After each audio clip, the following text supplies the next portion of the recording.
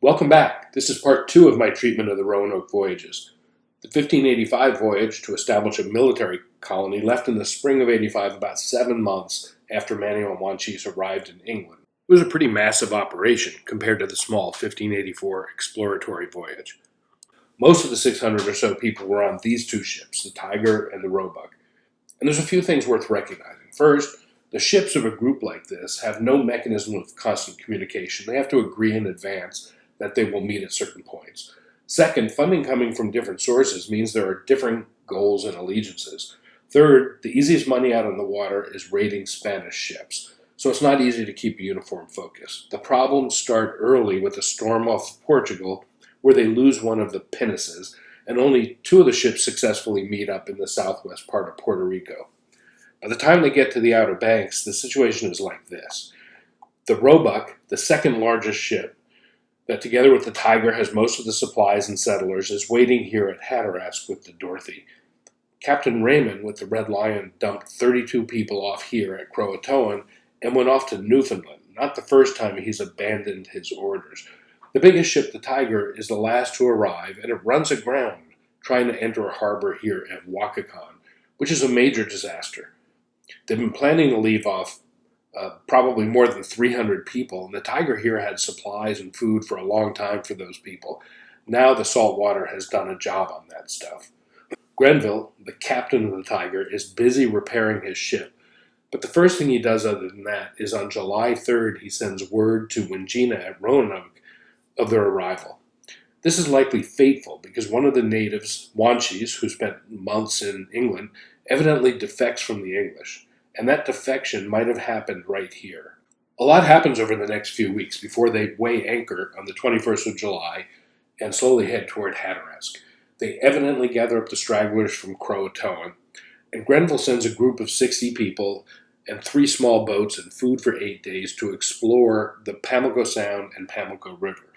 They visit Lake Mattamuskeet and towns in multiple locations. From this we get many now iconic drawings by artist John White, of which this is just a few.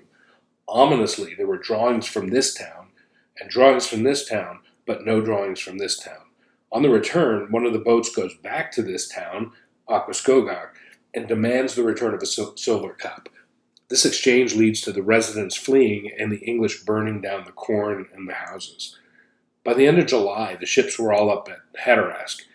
Granjanomio and Manio came aboard the Tiger, and the plan was to build a scaled-down settlement of 107 people staying on the north end of Roanoke, not far from Granjanomio's town, and just 5 miles or so from Wingina's town on the mainland of Dasamankapuk.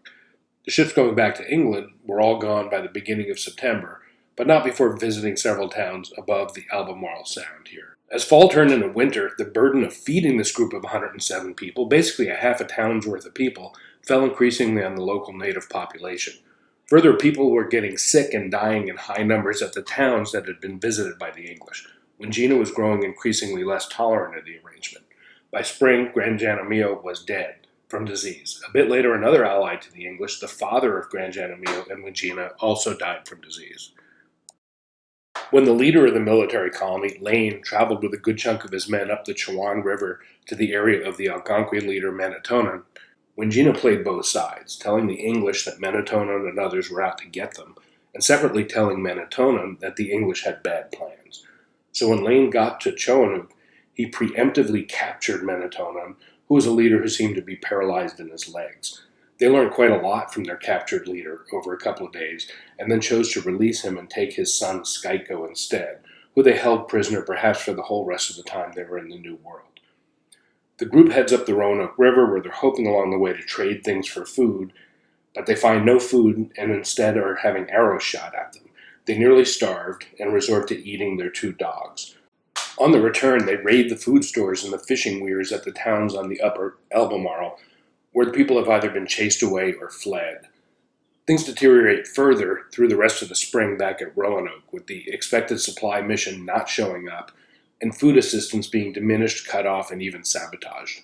Lane sends some of his hungry men over to Hatteras and some down to Croatoan to both forage for shellfish for food and also to watch for resupply ships. By the 1st of June, Lane takes a group and attacks the town of Dasamankapuk. killing the leader Wingina and cutting off his head. They also harm in this attack people from Croatoan who evidently were at Dasamankaput. Francis Drake's ships show up not long after, which is not the resupply mission, and Lane now has the choice to either be resupplied by Francis Drake or hitch a ride back to England. After vacillating on it, they choose to hitch a ride back to England. In a bit of irony, the actual resupply mission shows up right after, and finding the fort abandoned, leaves 15 people to guard the fort. So let's review some of the conflict. The English have, in about a year, burned down the houses and destroyed the winter food supply in this town, captured and interrogated the leader and subsequently kidnapped the adult child of the leader in this town, had arrows shot at their boats from over here, chased away the residents and raided the fishing weirs here, and killed or harmed the people from these two towns, killing the significant leader and cutting off his head. Strangely, though, there seems to be two parallel stories going on for this year. The one described here, with the desperation and escalating conflict, is the story of the authoritarian military governor Lane and his soldiers and their interaction with the native population. White and Harriet are generally not along for the ride for those skirmishes. They're both probably forming some deep relationships with wise people in the communities. White is the illustrator who gives us so much of what we know through his drawings. And remember, Harriet probably speaks Algonquian that he learned working with Manio. And Harriet is not a usual person. He's intensely interested in culture, religion, family life, political organization, natural resources, and linguistics. Further, Harriet, or White, or maybe both, spent a bunch of this tough winter on an excursion 100 miles north to the Chesapeake area, visiting several towns. Once they got back to England, Harriet spent a bunch of time battling the negative reports the soldiers were giving to their friends and family, claiming many of them never really left Roanoke Island and that much of what they said was rumors. Also said they were too accustomed to the comforts of London, were disappointed they didn't find gold, and cared more than anything about pampering their bellies.